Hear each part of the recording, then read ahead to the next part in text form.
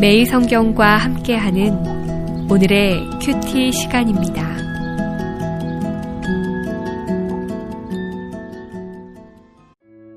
(5월 21일) 오늘의 말씀은 역대상 21장 1절에서 17절입니다.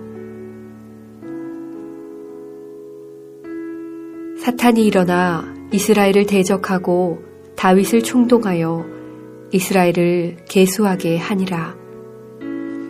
다윗이 요압과 백성의 지도자들에게 이르되 너희는 가서 브엘세바에서부터 단까지 이스라엘을 계수하고 돌아와 내게 보고하여 그 수요를 알게 하라 하니 요압이 아뢰되 여호와께서 그 백성을 지금보다 100배나 더 하시기를 원하나이다.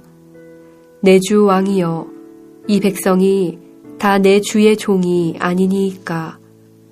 내 주께서 어찌하여 이 일을 명령하시나이까. 어찌하여 이스라엘이 범죄하게 하시나이까 하나 왕의 명령이 요압을 재촉한지라. 드디어 요압이 떠나 이스라엘 땅에 두루 다닌 후에 예루살렘으로 돌아와 요압이 백성의 수요를 다윗에게 보고하니 이스라엘 중에 칼을 뺄 만한 자가 110만 명이요 유다 중에 칼을 뺄 만한 자가 47만 명이라. 요압이 왕의 명령을 마땅치 않게 여겨 레위와 베냐민 사람은 계수하지 아니하였더라.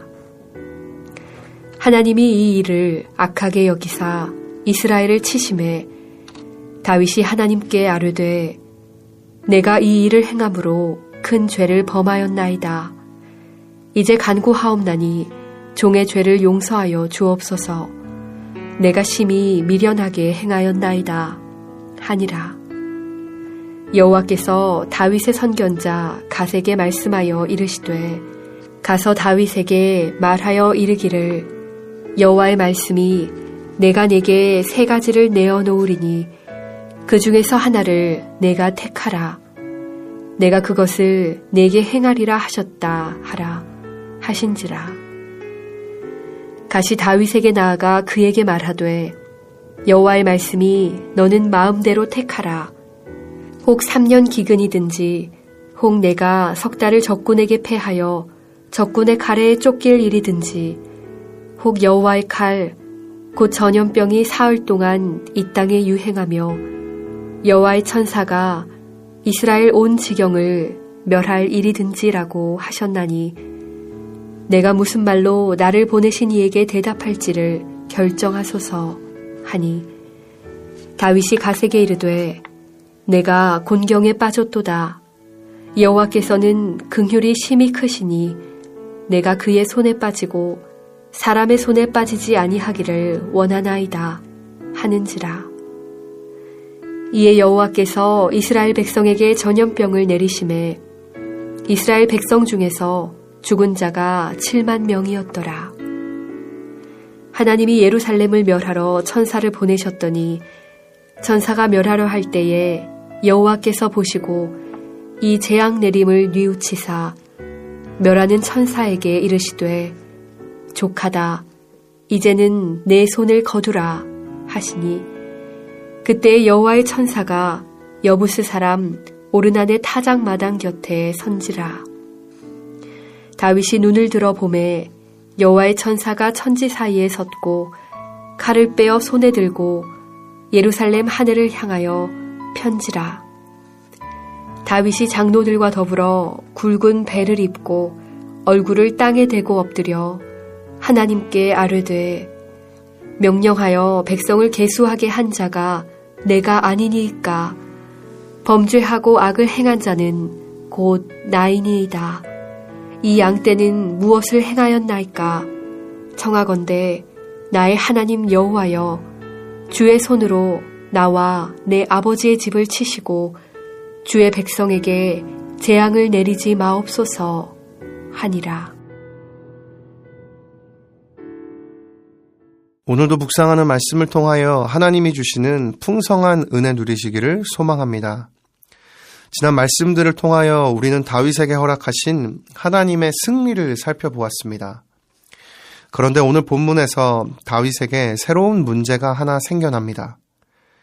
그 문제에 대하여 오늘 본문 1절은 이렇게 말씀합니다.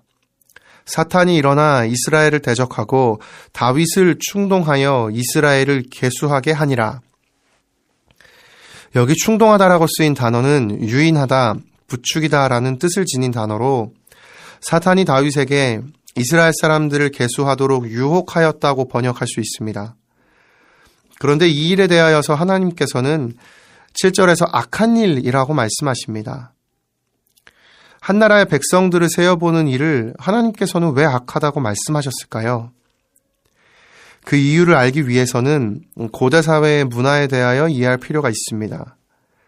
당시 사회에서 인구조사를 하는 목적은 백성들에게 군복무 또는 강제로 일을 시키거나 세금을 징수하기 위함이었습니다.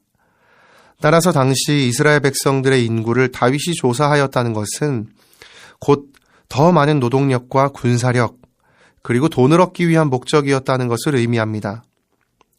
하나님께서는 이 점을 보시고 다윗의 인구 조사에 대한 불순한 동기를 기뻐하지 않으신 것입니다. 그래서 하나님께서는 선지자 나단을 통하여 이와 같은 다윗의 행동을 크게 책망하십니다. 참으로 놀라운 사실은 오늘 본문 바로 전까지 다윗은 오직 하나님만을 의지함으로 수많은 전쟁에서 승리하였다는 사실입니다. 그 모든 것이 하나님께로부터 왔음을 다윗은 알고 있었음에도 오늘 본문에서 다윗은 자신의 마음 가운데 사탄이 틈을 타도록 빈틈을 허용하고 말았습니다.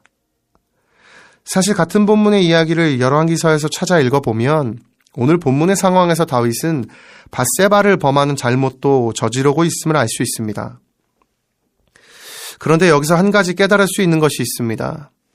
밧세바를 범하는 음행의 죄도, 그리고 하나님께서 주신 은혜를 잊어버리고 자신의 힘을 의지하는 교만의 죄도, 모두 그 어떤 외부인이 다윗에게 그렇게 행동하도록 영향을 주지 않았다는 사실입니다.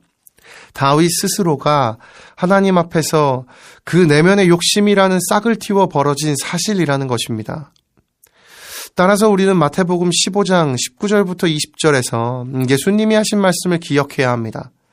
마음에서 나오는 것은 악한 생각과 살인과 간음과 음란과 도둑질과 거짓 증언과 비방이니 이런 것들이 사람을 더럽게 하는 것이요 씻지 않은 손으로 먹은 것은 사람을 더럽게 하지 못하느니라. 우리를 뒤흔드는 가장 강력한 사탄의 유혹은 그 어떤 사람을 통한 유혹이 아닌 바로 우리 내면으로부터의 유혹입니다. 그래서 다윗은 이와 같은 죄악을 저지른 이후 하나님 앞에 엎드려 하나님이여 내 속에 정한 마음을 창조하시고 내 안에 정직한 영을 새롭게 하소서라는 시편 51편 10절의 고백을 올려드린 것입니다. 따라서 오늘 우리에게 필요한 것이 있다면 우리의 내면을 새롭게 만드시는 성령의 역사입니다. 고린도후서 5장 17절은 이 역사를 이렇게 고백합니다. 그런즉 누구든지 그리스도 안에 있으면 새로운 피조물이라. 이전 것은 지나갔으니 보라 새 것이 되었도다. 누구든지 그리스도 안에 있으면 새로운 피조물이 됨을 믿습니다. 십자가 능력이 우리 안에 역사할 때 우리의 내면이 성령의 능력으로 새롭게 되고 가장 강력한 유혹인 내면의 유혹을 거절하는 하나님의 은혜를 경험하게 될 줄 믿습니다. 그리하여 인생에 찾아오는 수많은 유혹 속에서 우리 내면의 목소리를 따라 살아가는 인생이 아닌 오직 하나님만의 음성을 따라 살아가는 인생을 살아가는 저희 모두가 되기를 예수님의 이름으로 축복합니다. 기도하겠습니다. 살아계신 하나님 아버지, 오늘 말씀을 통하여 하나님만을 의지하였던 다윗도 한순간의 빈틈을 통해 자신의 내면이 유혹하는 강력한 유혹에 넘어짐을 묵상합니다. 그리고 이와 같은 인생이 바로 저희들의 매일의 삶임을 또한 고백합니다. 하나님, 저희의 마음을 주관하여 주시고 정한 마음과 새 영을 부어주셔서 오직 하나님의 음성에만 귀를 기울이며 주님만으로 만족하며 살아가는 인생이 되게 하여 주옵소서. 사람에게 빈틈을 내주지 않는 성령 충만한 인생 되게 하여 주옵소서. 예수님의 이름으로 기도드립니다. 아멘.